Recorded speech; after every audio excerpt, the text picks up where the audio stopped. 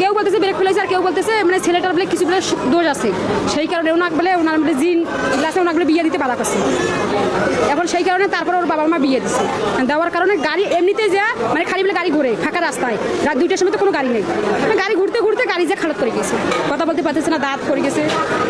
মাথা ফাটছে, হাত দুটো ইয়ে হয়েছে। আমার মেয়ে, আমি গরিব মানুষ, মোটামুটি কয়েকটা মানুষকে দাওয়াত করছিলাম, করার পরে মানুষ খাওয়া দাওয়া করে গেছে, তারপরে বরযাত্রী আসছে, আসার পরে খাওয়া দাওয়া হয়েছে সবে গেছে, যাওয়ার 10 মিনিট পর আমার সঙ্গে অজ্ঞান হয়ে গেছে, খবর আসছে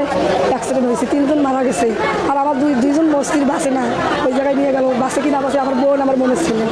আর এগুলো আহত হয়েছে, আরও অনেকে আছে ওখানে, 3 তলা 4 তলা 5 তলা অনেক রুগী, আমি মেয়ের মা, আর আমার বোন মনে করেন জ্ঞান নাই, জ্ঞান হারিয়ে গেছে, মাথা মুতো ফাটি সব শেষ হয়ে গেছে,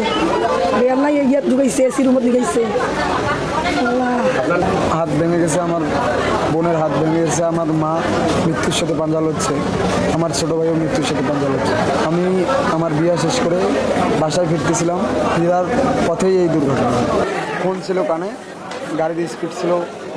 1 নিমিষের মধ্যে 3টা পাল্টে গেছে রাস্তার মধ্যে, তারপরে গাড়ি যা সোজা হয়ে গেছে।